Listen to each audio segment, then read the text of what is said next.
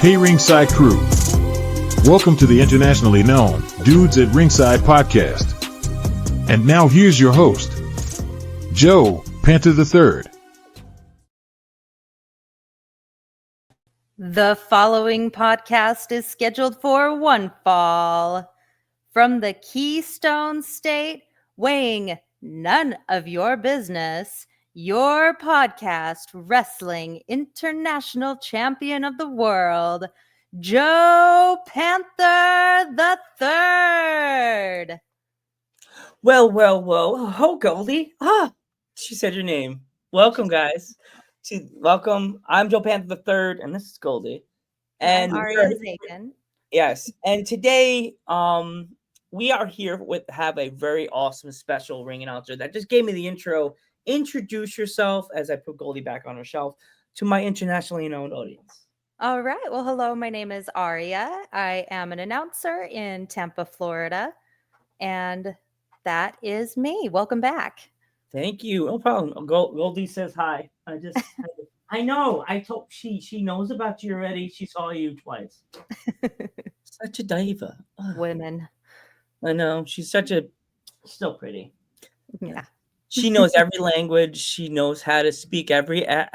Yes, I know. You know every language. Like, she could speak Gaelic. She could speak. Mr. Ruda definitely did work double on her. She's very cocky. She's like he must have rubbed her like her shoulders before he put her in the box, because she's like, I'm goody. I'm pretty. I'm prettier than her. I'm prettier than her. Ew, she's ugly. And I'll go back to the studio, go back to the gym. Like it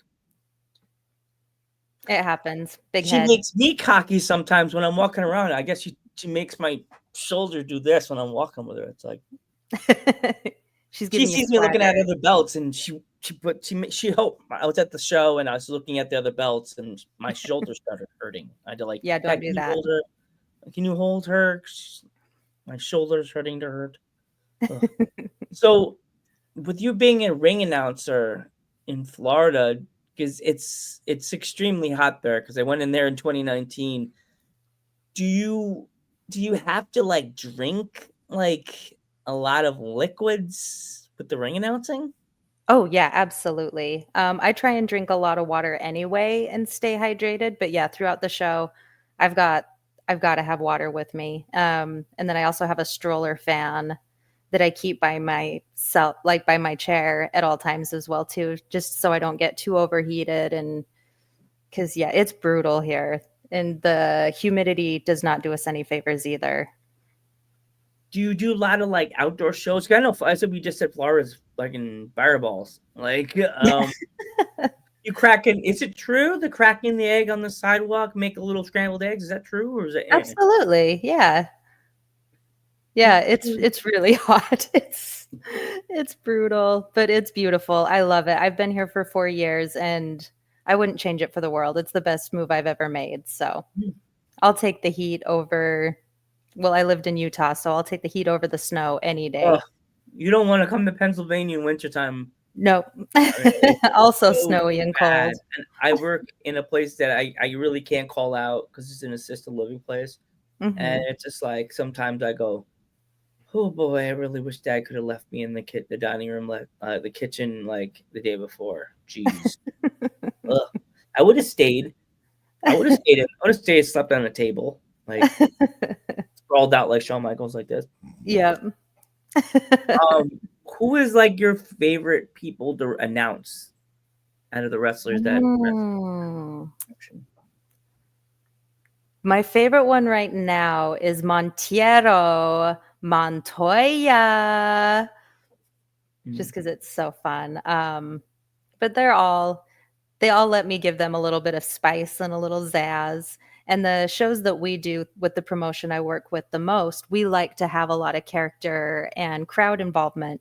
So bringing a little bit of goofiness into it makes it just that much more fun, because I will watch other announcers and they're very professional and it's beautiful and they do an incredible job, but I'm kind of more quirky and goofy, and so I've been really lucky to fall into the promotion that I'm in, so I can bring a little bit of that personality in when I'm announcing the folks out to the crowd. Mm. When you come out to the ring, do you have a special song that you come out, or is it just the random song that they play? Yeah, just random song is playing. I'm gonna work on getting in my own entrance song though. I could think of a few that are 80s songs because we were talking about on the Instaphone that song. What's the song we were talking about again? Tell it to my heart. Tell me I'm the only one. I can't believe I almost forgot the Oh words God, to I could that. see myself on the treadmill. I jammed to that song so much. I'm an 80s baby, so like I could give you some few songs. That song, maybe Mhm. like the gem theme. That'd be fun. Come out like all the kids are like, "Who's Gem?" Yeah. You'll lose them. They'll be like embedded into their phones, like, "Mom, who's Gem?" Google. Google, who's Gem? Like Gem just died a little bit. She's like, "Ugh, oh my God!" And she like Yeah. collapses. They're like, "Gem." We love you. Her wig falls off. No. Oh. He slowly ages. No, Gem. We love you, girl. Someone actually did a picture of like the characters older, and Doug looked. I thought Doug was gonna look bad. Doug looked cool. Like he looked Okay. even look older. He had a little bit of lines under his eyes. He looked kind of cool. He still had. He was a little bit of like less little things. Maybe they were like a little thinner, but Mhm. they gave him a receding hairline. I'm like, Doug just had lines. Like didn't have the beagles on top of his Yeah, head. he already had one. Yeah, like he had. It was like a little. It showed lines here. I was like, he didn't have hair. Like I was technically Doug because like I had a girl I liked, but she never looked at me like that. But Mm. talk about me. Talk about the guest show. You're good. Um, like, is there any? You said you work with a school. Like, are you trained? No. I wanted to be a wrestler when I was younger. And so when I was 17, I went to a wrestling school. And I got a concussion the first day and decided, never mind, this isn't for me. And then went off and just kind of lived my life, still a fan of wrestling and everything. And then a few months ago, a school was needing an assistant to help just with some administrative stuff. And I was like, well, I'm not doing anything else right now. I can come hang out a few nights a week and help out with whatever. And so sent them my massive corporate resume and they took me in, and it's been really, really cool. And they offered, do you want to train? Do you want to, what do you want to do in the wrestling environment? And I said, well, I'm too old to wrestle at this point. My body's falling apart. But I would love to do, announcing or interviews or even just production, just anything in the back. So that's kind of what I've been really learning and honing in on. They do try and get me in the ring at least once a week to do some moves, but I don't want to bump. I'm still scared to bump. Yeah. With it, like you said, you don't want to take the bumps, but like, is there like you said you help backstage? Do you put the card together and stuff like that? Not yet, but I do help brainstorm some of it, and just give feedback right now because like I'm still very much in the learning stages of it all. And so the promoter really handles most of it, but he'll kind of bounce ideas off of me here and there, and I'll help where I can and give a little razzle dazzle to something. One of my favorite words. Yes, razzle dazzle. You see on my little intro that's made by my buddy Rain that does that other podcast and that other universe that I do. To Ghostbuster Joe, go back in your little corner. Stop. I can see the eyes opening. Shut up. I know you were here first. Stop it. I know you're about to get on the phone and call Rain and say he was being mean again. But yeah, Rain did that intro that you saw. She's a DJ and in Oregon, and she's such a sweet person. We love you, Rain. Even though We love it's you. I love you, Rain. Red glasses and all. I know Ghostbuster Joe. She doesn't know you. She knows you. Look, Michael. Shut up. I'm on the Ghost Head Nerd Talk poster. Yeah. Okay. He got mad and he walked away. Oh, snap So your many fingers pictures like in your that dad. house. He just did this. He's like this, Joe. You would be gone. 4 years. Oh, he said he gave me the 6 fingers. He's like,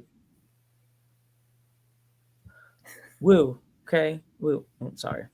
I imagine. Do you ever see yourself trying to go out and venture to find other other indie promotions to work with, or is this like your steady home, the place you work for? It's a pretty steady home. I wouldn't mind going out and about and traveling, but I don't have like big dreams of, WWE or anything like that. That's way too busy for me. I'm ready to like kick back and live life. And so this has just been more of a hobby for me to do. Just dabbling here and there and having fun while I'm doing it. And you Dabble. dabble. That's right. My son told me once, every time I dab, I lose my chance with a man. Aw, air hugs. It's okay. Thank I you. work with kids. Air hugs. I work with 16 to 17-year-olds, and they teach me words at work all the time. I forgot the word that Baka, aka Alexis. I know everybody's like, don't call her Baka. It sounds disgusting. I forgot the word she tells me to not focus. Is like a pull it in or whatever she says to get us in a hole. And I'm like, I mean, focus. Yeah, Joe. No, it's. I'm like, and then she gets mad at me, and I go, okay, Red. She goes, I'm not redhead. I'm strawberry blonde. HR, Joe. My HR. Sadly, loves me, so never gonna happen. Let's talk about the women that are some of the really awesome, bright stars that are in the promotion you works for. Like, so who are some of the brighter stars that you want to talk about tonight? Right now we have Clara Change. She's all about the money. She does not deal with brokies. And then we are also, let's see, who else have we had? Like I said, I'm still fairly new. La Brava Escobar. I believe she's going to be at our next show. So we're really, really excited about her. I freaking adore her. I think I had her on the podcast, La Brava.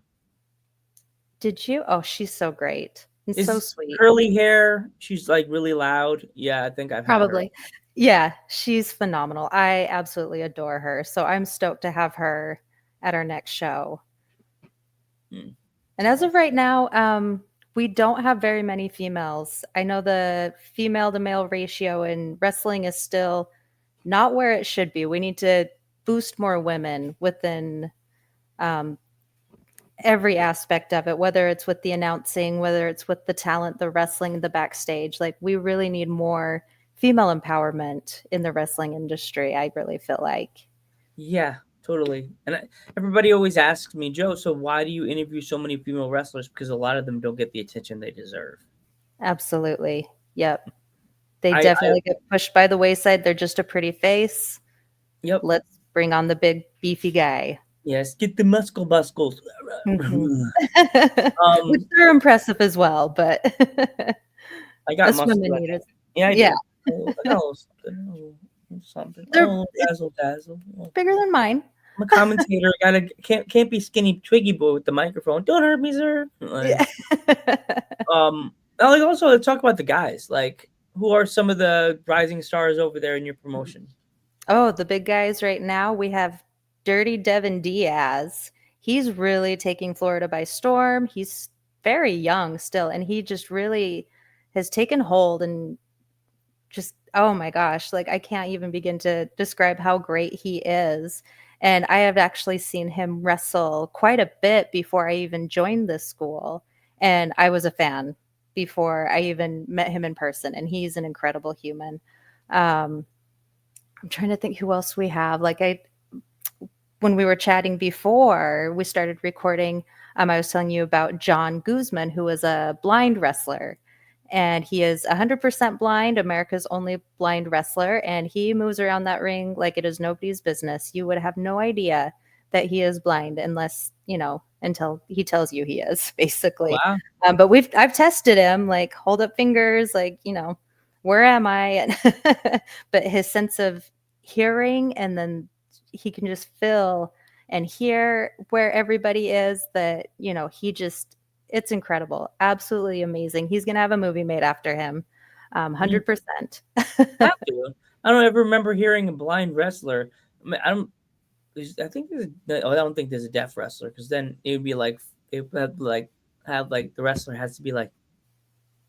There are some deaf wrestlers. I actually do know one in Florida as well. And I believe he has hearing aids, so they can still communicate, but there are quite a few that do have those disabilities.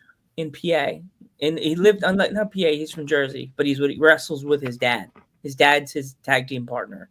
Oh, cool! And such a sweet guy, so sweet. I thought he was talking to his dad, the Instagrammer, the whole time, and it was him. It was like, it was me, Austin. That's what I was like. And I'm disabled, and and I kind of like, I accidentally in my question, I was like, I wrestle with intellectual. He's like, I'm not, and then I was like, ugh.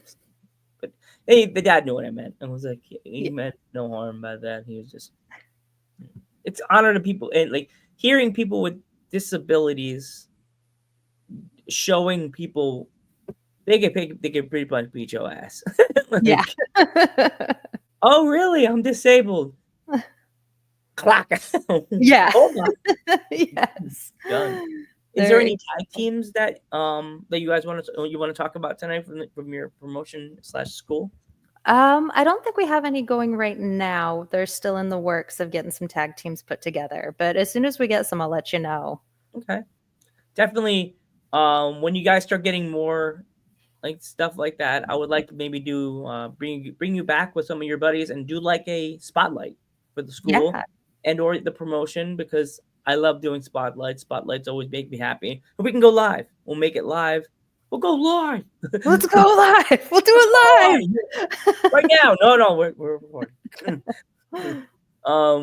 But yeah, I love going live. It always makes me feel better, and it makes you cool for pre-recording, because you could set it and have this gate go anytime we want.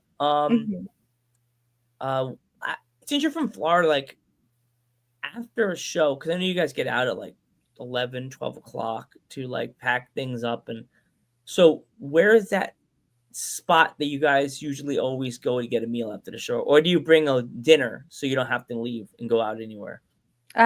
We've gotten pretty good to bring snacks, because then we have to take down the ring, load it up, and then take it to wherever it's got to go, rebuild it, and then at that point, like the last show, we got home about 3:30 in the morning. So we really didn't want to go eat. We just wanted to go home and go to bed. Die. So what are like some of the snacks you pack and bring with you to the shows? This last one, I had some Nutri-Grain bars, some beef jerky, just kind of basic stuff. A lot of protein. Obviously, we all need protein, even if we're not pumping iron. That's typically what I focus on. I don't really pay attention to the others, so I don't know. Just kidding. Is there any fun like stories from a show that you like want to talk about before we go? Trying to think. I don't think we had anything too crazy happen at our last show. It all went, for the most part, without a hitch, which was surprising, because the promoter told me, always prepare for at least 3 major catastrophes to happen throughout the show, and then we just got to go with it. And we really didn't have any. We got very, very lucky that show, knock on wood. Hopefully it doesn't happen at our next show coming up here in a few weeks. Before we go, if there was any, if anybody wants to follow you or your promotion on social media, how can they find it?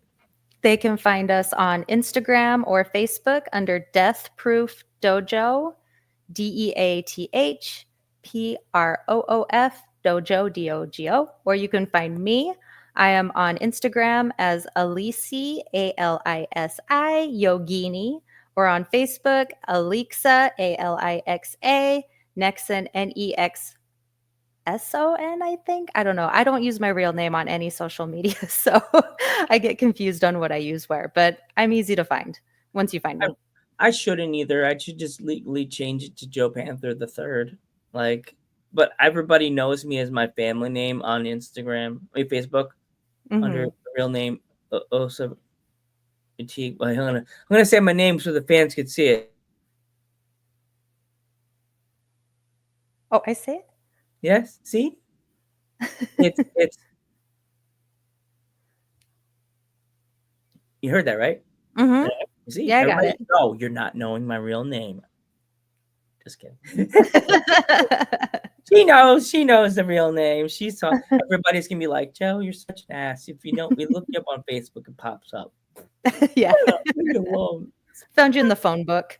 Put the hood on and the fedora and the big black glasses, and just like this. Ow! Like, I don't even know who Joe is. Joe, your lip is bleeding. Ow! Yeah. Ow! But I want to thank you so much for coming on the podcast. Thank you for choosing Dudes at Ringside. Yes, thank you for having me. Really means a lot to add you to my vast wall of fame of ring announcers that have been on here past 4 years. This podcast has existed for the past 4 years. Woo! Whoa.